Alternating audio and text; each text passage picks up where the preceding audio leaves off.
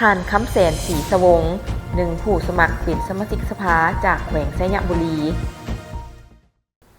ท่านปริญญาเอกคำแสนศรีสวงศ์นักธุรกิจจากไชยบุรี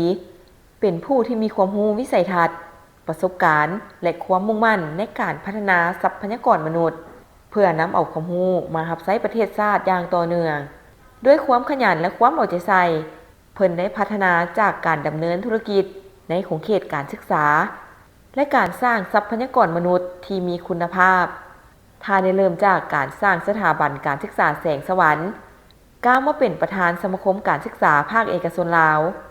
ท่านยังเป็นนักธุรกิจที่มีผลสำเร็จแต่ละด้านดีเด่นบ่ว่าด้านการศึกษา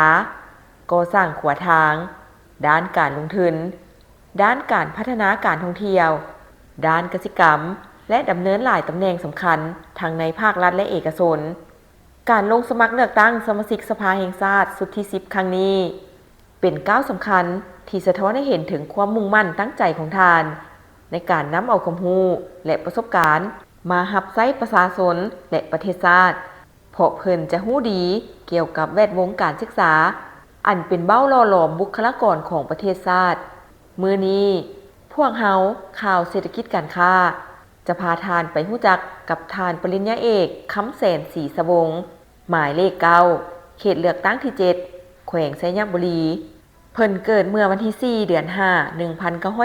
1974เกิดที่บ้านนาหุงเมืองผาไซแขวงเชียงขวางชนเผ่าลาวศาสนาพุทธ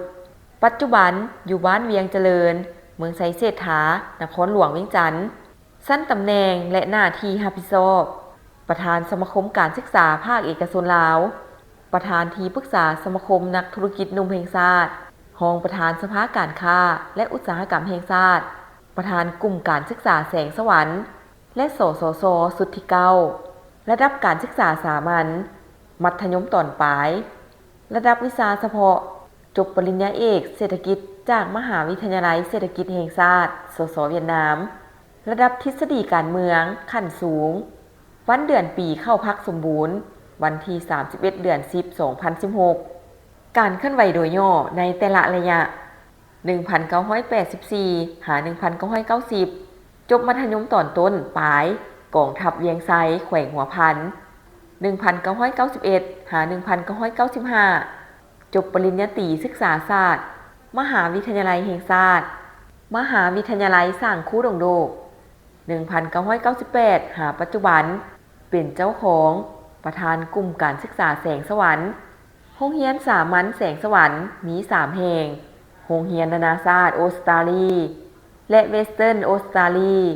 สถาบันบริหารธุรกิจแสงสวรรค์2002ปัจจุบันเป็นเจ้าของอำนวยการบริษัท SV ออกแบบและก่อสร้างจำกัดผู้เดียว2002 2004จบปริญญาโทเศรษฐกิจการเมืองอยู่สถาบันการเมืองการปกครองแห่งชาติ2004 2006จบปริญญาโทการค้าต่างประเทศมหาวิทยาลัยซอกบอนประเทศฝรั่ง2013 2016จบปริญญาเอกเศรษฐกิจมหาวิทยาลัยเศรษฐกิจแห่งชาติสสเวียดนาม2016ปัจจุบันเป็นประธานสมาคมการศึกษาภาคเอกชนลาว2016 2025เป็นประธานสมาคมนักธุรกิจหนุ่มแห่งชาติ2019ปัจจุบันเป็นรองประธานสภาการค้าและอุตสาหกรรมแห่งชาติ2019ปัจจุบันเป็นรองประธานสมาคมก่อสร้างแห่งชาติลาว2019ปัจจุบันเป็นประธานสมาคมนักธุรกิจสาวหนุ่มแขวงเชียงขวางที่เวียงจันทน์2019ปัจจุบันเป็นประธานสมาคมนักธุรกิจสาวเชียงขวางที่เวียงจันทน์2020 2025เลขาธิการศูนย์กลางสาวหนุ่มประชาชนปฏิวัติลาว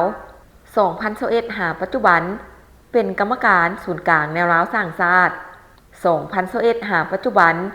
เป็นสมาชิกสภาแห่งชาติสุดที่9เขตเลือกตั้งแขวงเชียงขวาง2022ปัจจุบันเป็นประธานบริษัทร่วมพัฒนาการลงทุนลาวจำกัด2025ปัจจุบันเป็นประธานที่ปรึกษาสมาคมนักธุรกิจหนุ่มแห่งชาติลาว